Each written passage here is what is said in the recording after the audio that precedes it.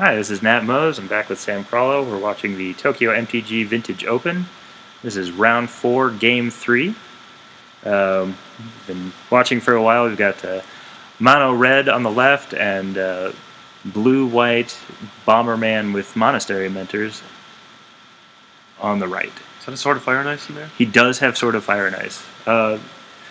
I like Sword of Fire and Ice in Bomberman decks. I feel like you have a lot of moxes. You're playing all the mana, and that's true. You have enough creatures to take advantage of it, especially if he's got Monastery Mentors, and it's certainly going to come in good use here with the protection from red. So, yeah.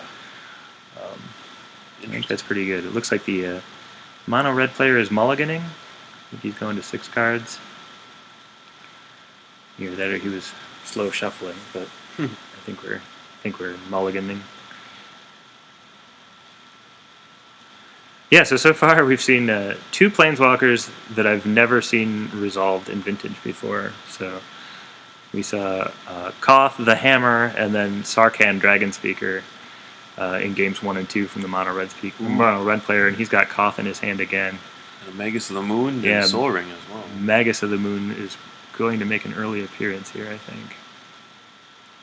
Definitely. Yeah, Bomberman, having lost the last game, is on the play and opens with Preordain. I think Preordain is a really good card. I really like it. Yeah, it does a lot for you.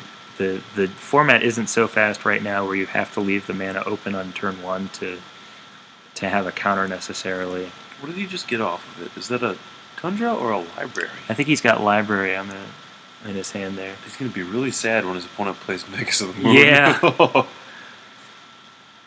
Is that Slice and Dice? It looks like Slice and Dice. So his opponent is opening with Ancient Tomb, taking some damage. Going down to 18. We do have Soul Ring. And he had Mox Ruby too, so he's gonna fire Magus right out there. And I guess that resolves. So sadness. So now the Ancient Tomb is a mountain and the Tundra is a mountain. So plenty of red mana to go around.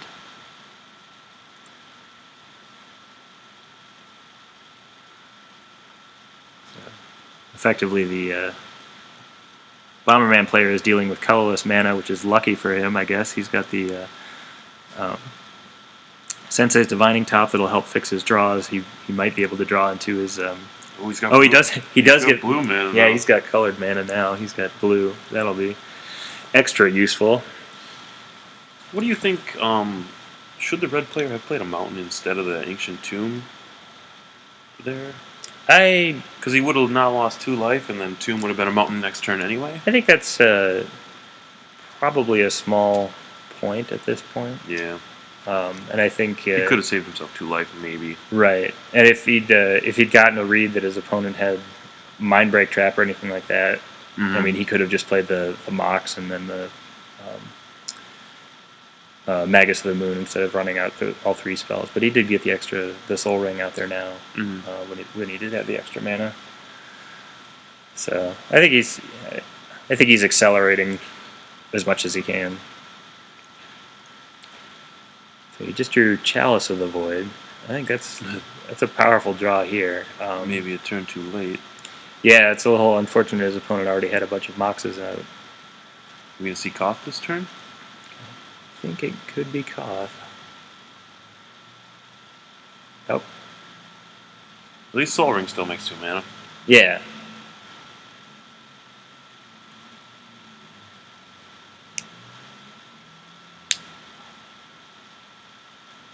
Okay, Koth.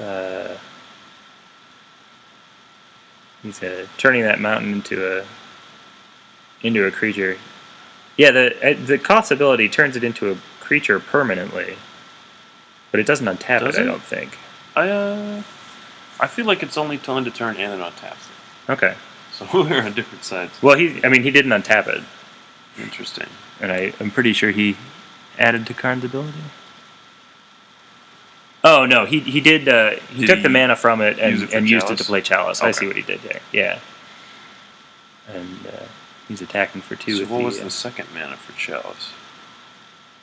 I'm not sure. Well, Chalice is that. Oh, he has 2 mountains. The other one just happens to look like an Ancient Tomb. Yeah, but he used them to play Koth. Koth costs 4 mana. Right, but I think the Koth's ability adds red for each mountain you control. Oh, that's what he... So he got... Is that what he did? Yeah, he got 2 mana from his 2 mountains and put it into Chalice. Okay. Like I said, we haven't seen these planeswalkers a lot before, so new interactions we're for still us. trying to figure out what's going on. I guess I would think that he would... If it untaps it. Right. He could have untapped it and used the Mox to play the Chalice. Right. But the Bomberman player is... he switched into Mentor mode, so he was able to find a plains, play Monastery Mentor. He's followed that up with Mana Crypt and Sword of Fire and Ice to put 2 tokens into play. He's changed the face of the game dramatically. Yeah, that was a big turn. Right. It looked like Mono Red was in control like 30 seconds ago. Right. So his opponent...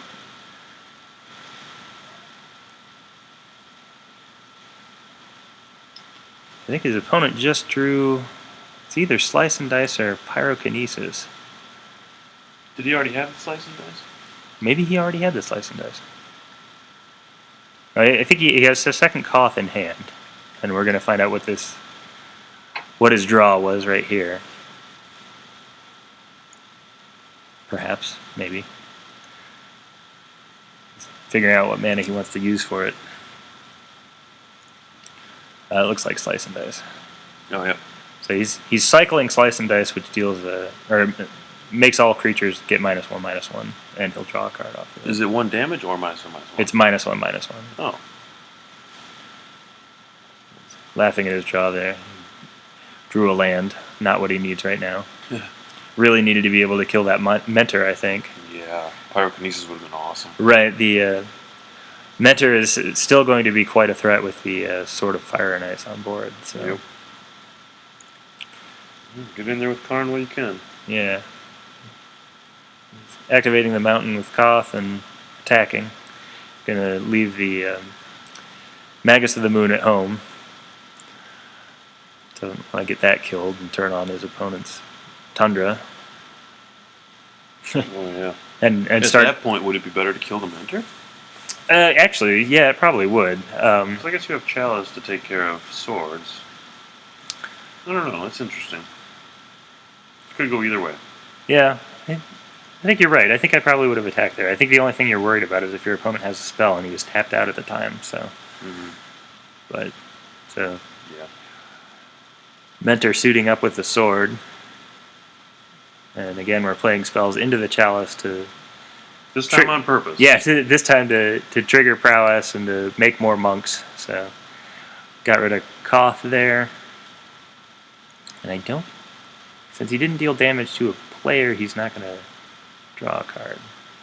I think you're correct, yeah. Yeah. And Moving up to the token. Yeah, moving the sword over. I'm not sure if I would do that. You move the sword over? Because now you open your Mentor up. Yeah, you open your Mentor to removal. Yeah, I think that's a risk. But yeah, because if you would have had removal, he would have had it last turn. Right. Unless he drew it right now, but we see that he did not. Right. It's interesting. Yeah, you do protect yourself from being hit from the Magus. Yeah, but I mean he's at 14. Like he doesn't need to worry about 2 damage from a Magus of the Moon. Yeah, that's true. And again, I'm sure it's a small thing, but yeah, I probably would have protected the Mentor there too. If only to, leave the mana open. Especially after seeing Sarkhan last game. Right.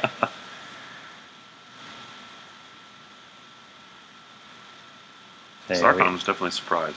Yeah, we attacked with the token and the Mentor and used the Sword of Fire and Ice to kill the Magus of the Moon. So now all the lands are active again. I think we're entering the end of the game. Yeah, not looking good for Mono Red. Mono Red player hasn't drawn hasn't drawn business for several turns now, so he has a second Koth in hand and 2 mountains. Yep, that's it. Bomberman takes it. Yeah, Bomberman wins this round.